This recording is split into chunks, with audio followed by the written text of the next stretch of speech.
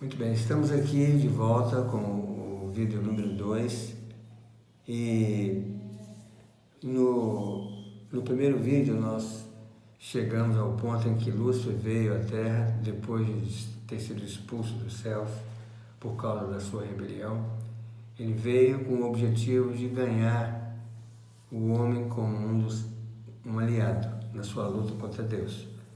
E ele parcialmente conseguiu isso. E também, porque ele conseguiu vencer o homem, ele conseguiu tomar a posição do homem como representante do nosso mundo perante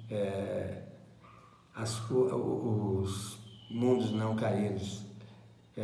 E nós temos uma prova disso quando nós examinamos um texto que está lá em Jó capítulo 2, versículo 1. Diz que veio um dia em que Satanás se apresentou diante de Deus e Deus lhe perguntou: de onde vem Satanás? E ele respondeu: de rodear a terra e passear por ela. Então esse texto aí mostra que Satanás, desde a sua vitória sobre o homem, ele continuou desenvolvendo seus esforços aqui grandemente para destruir a raça humana e também lutar contra o governo de Deus. Mas a decadência do homem não parou aí. Ela continuou depois da queda e foi se aprofundando, a tal ponto que Deus chegou a dizer que eis que o homem se tornou como um de nós, conhecedor do bem e do mal. Deus conhece o bem e o mal. Deus não pratica o mal. O homem, quando entrou no conhecimento do mal, ele entrou da maneira errada, porque ele entrou praticando o mal, desobedecendo a Deus. E essa desobediência abriu a porta do coração do homem, abriu as portas desse nosso mundo, que era tão perfeito anteriormente, abriu as portas para que o mal aqui se instalasse e se desenvolvesse, trazendo todo esse sofrimento, essa tristeza e essa falta de esperança para a humanidade. Mas nós temos esperança em Cristo Jesus, que veio para nos salvar. Ele trouxe o plano da redenção. E desde então esse plano da redenção, ele tem se desenvolvido, tem se desdobrado, e nós temos chegado ao conhecimento dele a todo momento. Quando nós examinamos as Escrituras, Deus nos revela a respeito desse plano da redenção. Um plano que visava não somente prover um meio de escape para o homem da condenação e da morte, mas um plano que visava a restauração do homem, a restauração do nosso livre-arbítrio, ensinar o homem a usar o seu livre-arbítrio novamente, para que nós pudéssemos ficar de pé diante de Deus, prestando uma obediência inteiramente motivada por amor e fazendo as nossas escolhas inteligentes de renunciar ao pecado, renunciar ao serviço do eu, para nos dedicarmos inteiramente ao serviço de Deus. E assim a história do mal continuou em nosso planeta até os anos 1800, quando já se observava um desenvolvimento muito intenso da iniquidade aqui nesse mundo. E as pessoas de saber, as pessoas religiosas, e todas elas estavam ansiosas para que Deus voltasse e resolvesse o problema do pecado, para que nós pudéssemos ficar livres do sofrimento que o pecado traz consigo. E então apareceu Guilherme Miller, que estava ensinando uma profecia baseada em Daniel capítulo 8, versículo 14, que dizia: até 2.300 tardes e manhãs e o santuário será purificado. Os religiosos da época de Guilherme Miller, eles acreditavam que esse santuário seria a terra e que a terra deveria ser purificada com o cumprimento final dessa profecia, e o cumprimento seria a volta de Jesus à terra trazendo então purificação dessa terra, dos pecados que estavam crescendo tão assustadoramente e que nos daria então libertação do sofrimento e da maldade do inimigo.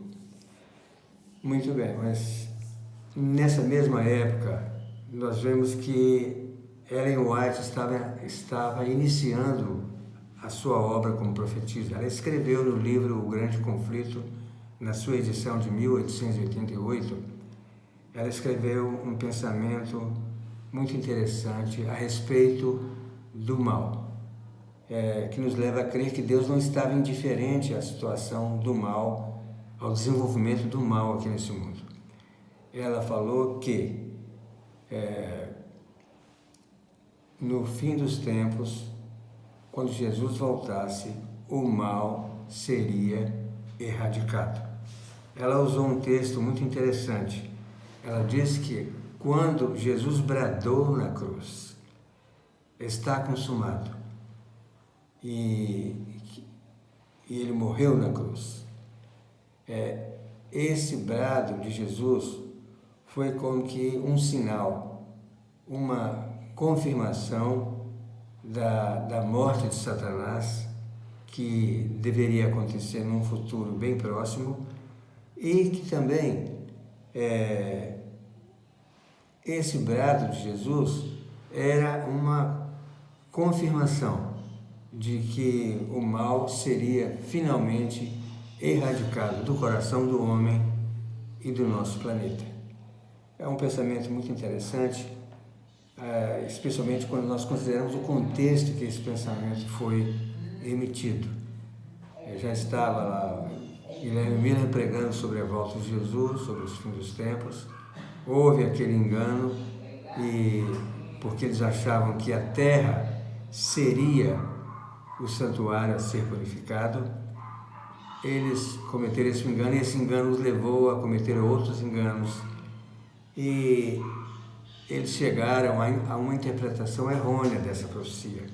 Uma profecia que falava do grande dia da expiação, eles entenderam como significando uma profecia referente à volta de Jesus. E a história se torna mais interessante ainda. Nos anos 1800, apareceram pessoas que não tinham ligação nenhuma com a igreja. O escritor Dostoiévski, por exemplo, ele escreveu um livro, uma obra literária, na qual ele dizia que se Deus não existe, logo tudo é permitido. Porque a ideia que prevalecia naquela época era que o mundo estava sem lei, o mundo estava sem ordem, e que o mundo estava se aprofundando cada vez mais no pecado, e que o mundo seria finalmente destruído, e que Deus estava indiferente a isso aí. Isso era uma ideia prevalecente entre as pessoas não religiosas, porque os religiosos estavam esperando que Jesus voltasse a qualquer momento. E então, essa declaração de Dostoiévski, ela mostrou que nem todo mundo, mesmo dentre as pessoas não crentes, estavam totalmente ignorantes a respeito da maneira como Deus estava conduzindo os negócios da solução do problema do mal. E isso foi em 1880, quando Dostoiévski publicou o seu livro, um livro intitulado Irmãos Karamazov. Mas logo depois de Dostoiévski ter dito essas palavras, apareceu um outro indivíduo. Nós vemos que a profecia de Guilherme Miller, baseada em Daniel 8,14, ela dizia que até 2.300 tardes e manhãs o santuário será purificado. essa profecia, segundo o entendimento de Guilherme Miller e os demais, teve o seu cumprimento em 1844, em 22 de outubro de 1844. Mas, no dia 15 de outubro de 1844, estava nascendo um homem que iria contribuir grandemente para lançar descrença com relação à erradicação do mal e o trabalho que Deus estava fazendo para resolver o problema do pecado. Esse homem era um filósofo chamado Nietzsche. E Nietzsche, ele era filho de uma família luterana. O pai de Nietzsche, ele era um sacerdote luterano. E o Nietzsche cresceu naquele clima da igreja protestante. O Nietzsche, ele cresceu uma pessoa revoltada com a cultura religiosa do oeste europeu. E ele era muito inteligente, mas aos 24 anos, ele conseguiu ser apontado como o professor geral de filologia na Universidade de Basel, na Suíça. E ele se tornou uma pessoa muito importante naquela época. Ele tinha uma posição de alto nível e ele também era uma pessoa muito competente, muito inteligente, e ele tinha somente 24 anos. Ele exerceu essa profissão de professor lá na Universidade de Basel, na Suíça, por 11 anos. Depois ele começou a desenvolver os seus interesses em direção à filosofia. Então ele deixou de ser filólogo e começou então a trabalhar no campo da filosofia. E como filósofo, ele criou uma teoria totalmente antagônica àquilo que Dostoiévski havia dito. Quando Dostoiévski havia dito que se Deus não existe, logo tudo é permitido, ele dizia que não havia nenhuma lei que nós pudéssemos imaginar ligada, indexada ao universo. Ele começou a dizer que essa lei que nós achávamos que estava vinculada ao universo, que era a base do governo de Deus, era uma lei de amor, essa lei simplesmente não existia. Que nós fazíamos o que nós queríamos na nossa vida e que não precisávamos de lei nenhuma para governar o nosso destino. E ele então chegou ao cúmulo, quando ele escreveu alguns livros, dentre eles um livro intitulado The Gay Science, ele chegou ao cúmulo de declarar que Deus havia morrido. Ele criou um personagem louco, e ele o colocou no meio da praça e colocou esse pensamento em seus lábios, que Deus não existe, e nós o matamos. Então nós vemos aí, amigos, que o problema do mal, ele teve esse debate acirrado nos anos 1800. Foi quando então Deus, através de sua serva Ellen White, nos deu a informação de que o mal finalmente seria desarraigado do coração do homem. Ele não ficaria para sempre em ação.